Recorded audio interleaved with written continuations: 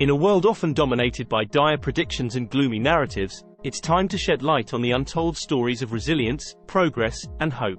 We're here to challenge the notion that everything is spiraling out of control. Let's dive into the evidence and discover that, despite the hurdles, there's a silver lining to be found. Is artificial intelligence a force for evil? A perspective from Kriti Sharma. Kriti Sharma, a Chief Product Officer for Legal Technology at Thomson Reuters and the founder of AI for Good, emphasizes the significance of harnessing AI for positive impact. She believes in building AI ethically and utilizing it for social good. This philosophy is gaining traction worldwide, receiving support from business leaders, regulators, policymakers, and boardrooms. Building AI with safety in mind is not only essential for its acceptance but also for fostering trust among users. Sharma's work includes initiatives like Rainbow, a chatbot aiding domestic abuse victims in South Africa to understand their legal rights.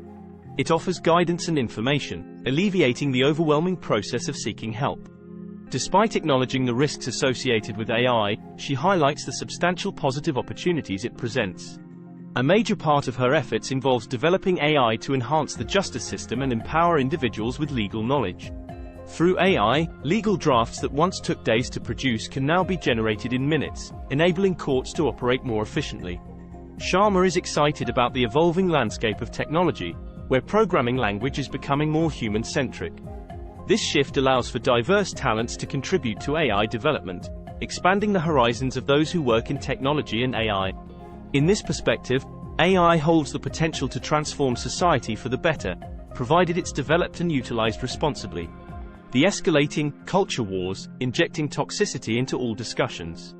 The ongoing propagation of what's being labeled a culture war might undoubtedly boost ratings, generate online clicks, and serve as fodder for political campaigns. Yet, the perception of ever-deepening divisions in British social attitudes is, to an extent, misleading. While the concept of such divisions is perpetuated, the reality is that there's a growing alignment in views regarding race, immigration, gender, and sexual identities. According to the 2022 British Social Attitudes Survey, a substantial 73% of individuals believe that rights for lesbians, gay men, and bisexuals have either not gone far enough, or at an acceptable level. This figure has risen from 62% in 2013. A similar trend is observed in opinions about transgender rights, with 64% feeling that the progress has been insufficient. Moreover, nearly half of the respondents acknowledge that equal rights for Black and Asian individuals have not gone far enough, contrasting with a mere 25% in 2000. In terms of defining what it means to be truly British, there's been a notable decline in the significance attributed to being born in Britain over the past decade.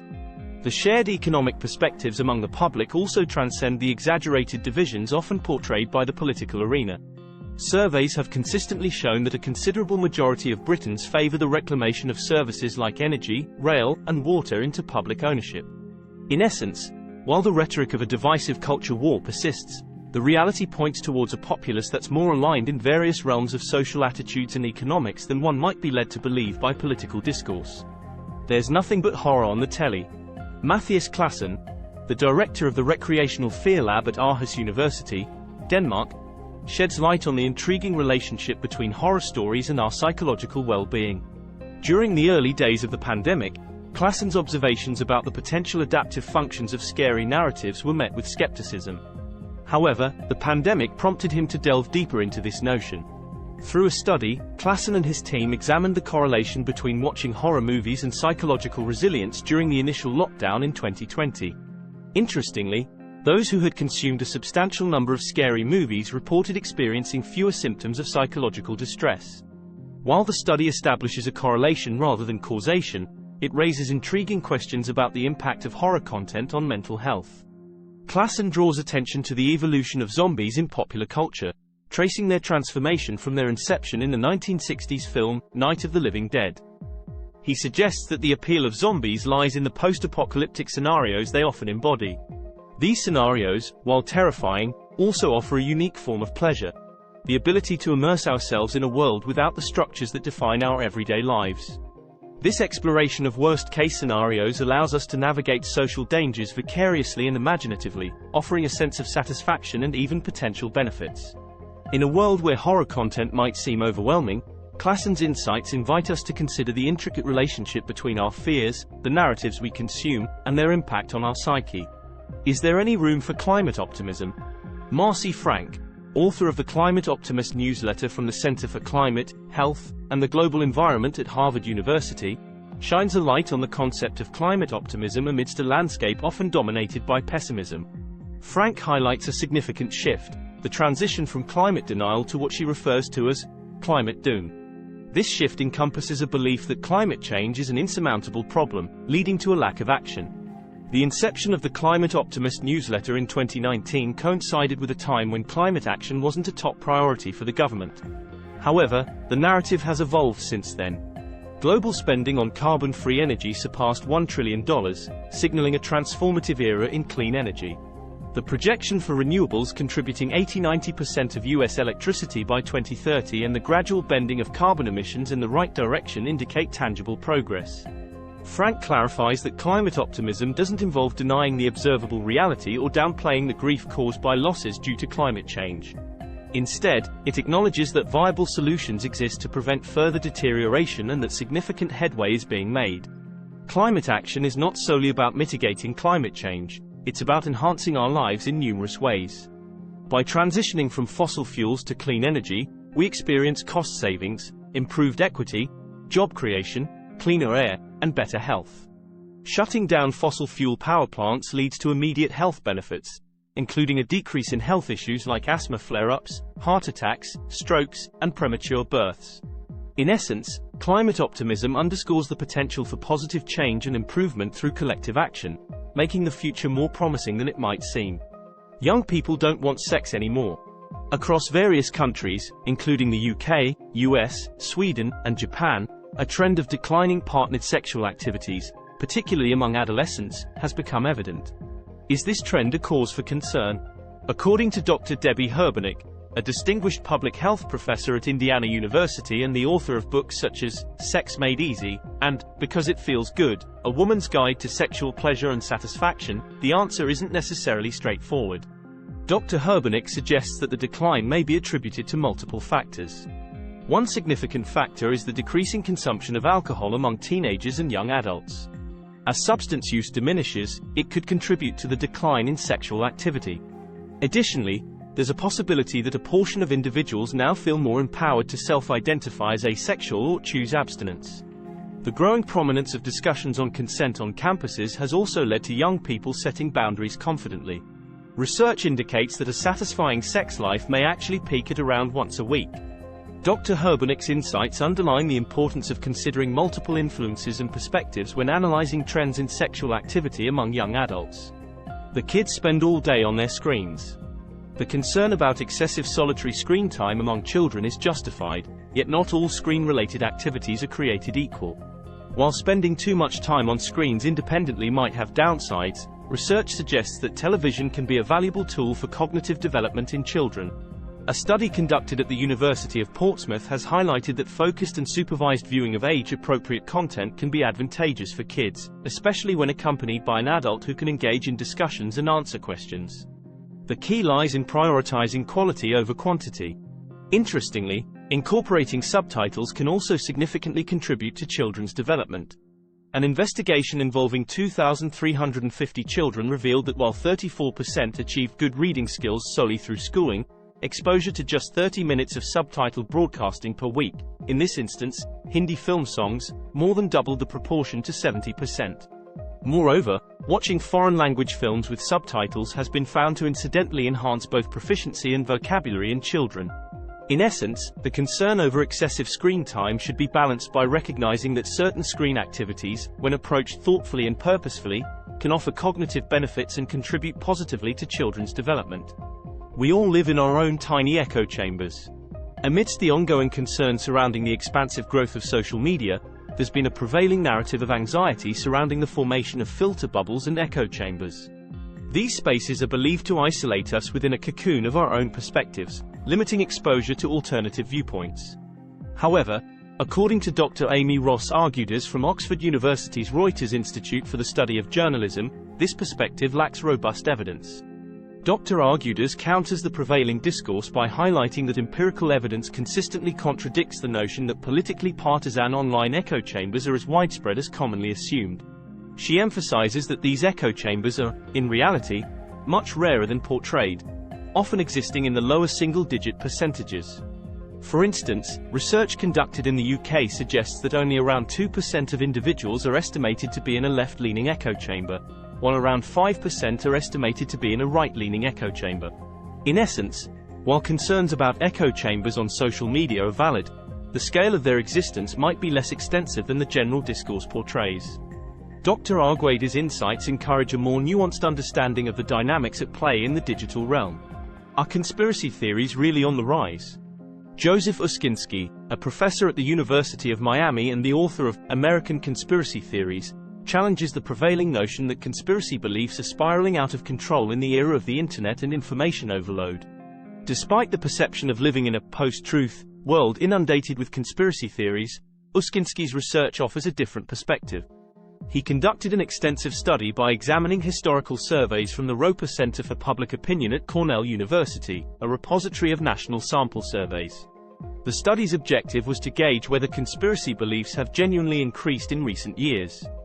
The findings defied common assumptions, indicating that conspiracy theories have not experienced a notable rise. Uscinski posits that people exhibit a natural resistance to ideas that deviate from their existing beliefs. Contrary to the idea that exposure to conspiracy theories can readily convert individuals, the data suggests otherwise. Moreover, he emphasizes that not all individuals subscribing to conspiracy theories translate their beliefs into violent actions. For instance, while many QAnon believers do not engage in violence, the majority of those convinced of the US election being rigged did not participate in the January 6, 2021 riot. Uscinski's insights shed light on the complexity of conspiracy beliefs and their relationship to real-world actions. While acknowledging the harmful effects of misinformation, his research challenges the prevailing notion of an escalating conspiracy epidemic, prompting us to re-evaluate the scale of this phenomenon. Growing old fills me with dread. Shadrach Mwale, a senior lecturer specializing in the sociology of health and illness at the Geller Institute of Aging and Memory, addresses the inevitability of aging and encourages a shift in attitudes toward it. Mwale emphasizes that, despite our efforts to halt the aging process, aging is an undeniable part of life. However, he advocates against fearing it, urging us to be the catalyst for positive change in how we support and care for older individuals. Mwale spotlights significant advancements in the field, particularly in dementia treatment. He emphasizes that substantial knowledge has been gained on reducing the risk of dementia, such as safeguarding against head injuries in sports, minimizing harmful substances throughout life, and combating loneliness in later years. Biomedical strides in cardiology, surgery, and orthopedics have paved the way for healthier aging and prolonged life expectancy. Remarkably, societal perceptions of aging have undergone a transformation. Mwale illustrates this by citing a shift in cinematic portrayals. The shift from Sean Connery's portrayal of an aged character in Indiana Jones and the Last Crusade, in 1989 to Harrison Ford's lead role at the age of 81 in a recent installment reflects a changing narrative around aging.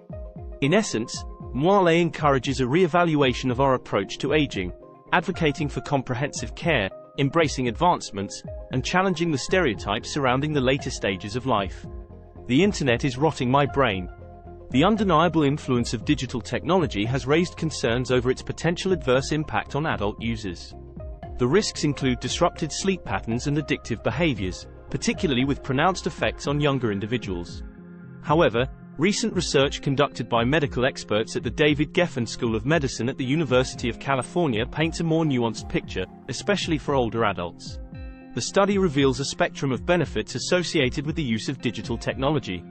Among older adults, engaging in online searches activates neural circuits that govern complex reasoning and decision-making. Video games have shown to bolster multitasking abilities, reaction times, and memory.